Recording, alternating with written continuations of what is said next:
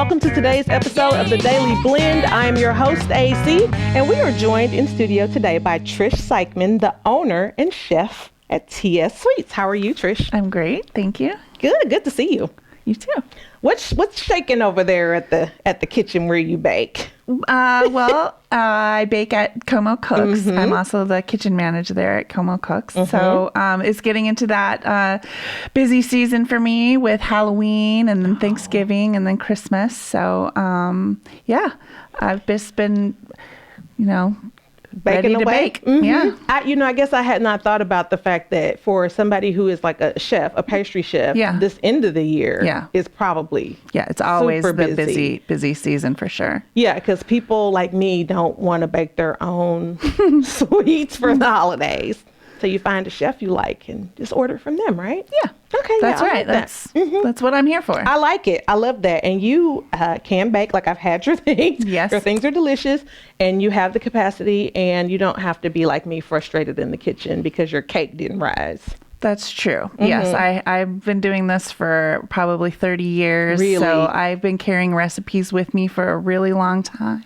Really? And I never would have guessed 30 years. 30 Trish. years. Girl, you look good. Oh, thank you. You look good. I never would have guessed that. That's amazing. Yeah, I think like my first sub shop, I was baking bread for sub shop here in Columbia back in the day. Really? Yeah.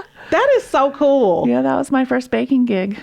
Okay. When you went in to get that gig, could you already bake or did they teach you how to bake? Oh, no. Oh, really? No, I had no idea how to bake. But I worked there for several years baking bread and brownies. And then from there, I went on to, working with the upper crust, if you remember that back in the day. Yeah. Mm-hmm. Worked there for a while. And then moved to Baltimore for culinary school because I wanted a degree in baking and pastries. Okay. And so that's where I got my culinary degree in baking and pastries. And then I started teaching culinary arts to high school students.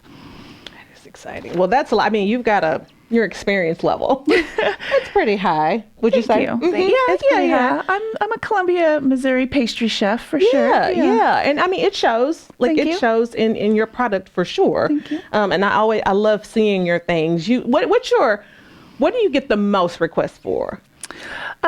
Special occasion cakes, birthday cakes mostly are where is the market for me because everybody has a theme for their birthdays and I can do a pretty good job of making a decorated cake. So. Yeah. Let me ask you this. Do you get a lot of requests for sweets for people who are like gluten-free or like I do occasionally and I do accommodate those as well. Yeah. I'm not a gluten-free kitchen at the Como Cooks kitchen, but I'm very aware and careful about cross-contamination and stuff when I do bake. Yeah, so. I know that's a really big thing now, and so I just wondered if you got a lot of requests for that. I do, and on my website, I make sure that I list all of the options that are available for those dietary special needs and stuff. Yeah, that's awesome. That's awesome. So the way you and I became like acquainted, I can't remember. You had just finished season 3 of Bridgerton. Right. And then I get a message in my inbox and you're like, oh, the pastries.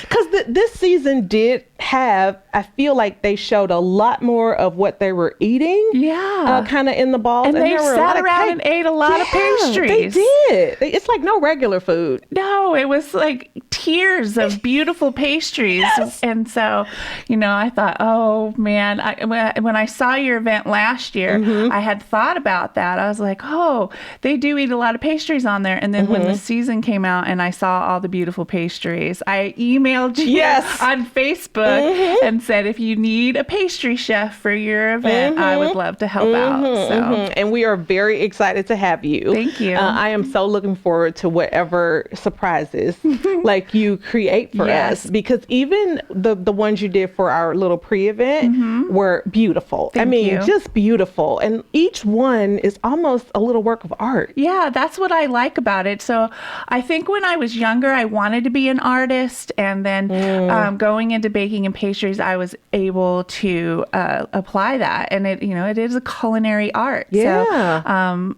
it's the drawing, it's the color matching, it's the details that really get me. I guess I never thought about it that fully. That you know what I mean? That you're sketching it out, and kind of color match, not just blue.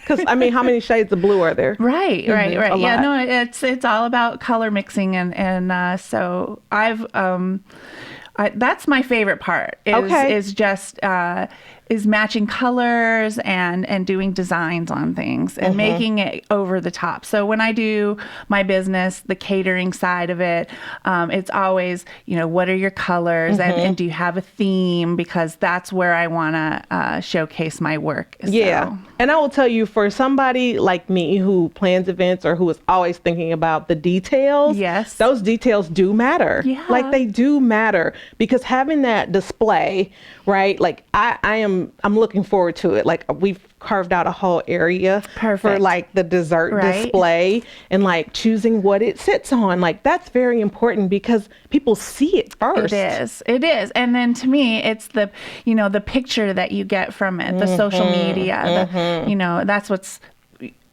popular now. Yes, so, it is. Yeah. It is. And then it used to be I carried a huge binder with me of a portfolio, and I take it with me everywhere I went. But now I can just send people to my Instagram page. I guess that's a good thing. I always feel like sometimes social media is kind of like the gift and the curse. Sure. But your albums are there, right? And people you don't have to carry that big book around. People can just go online and be like, oh, look at her Instagram. Yes. Because your stuff is definitely Instagrammable. It is. And I love posting on Instagram, and it's been years of learning how to make a reel and learning all of the things, but I'm terrible at it. But it's fun. Yeah, it is fun. It is fun, and I am very thankful that I have a college student on my team who knows how to do all that. Right. Because it takes me like 3 days to make one reel. Yeah. I have young daughters. So. Yeah. It's like, is this real? Is this a story? What should it be?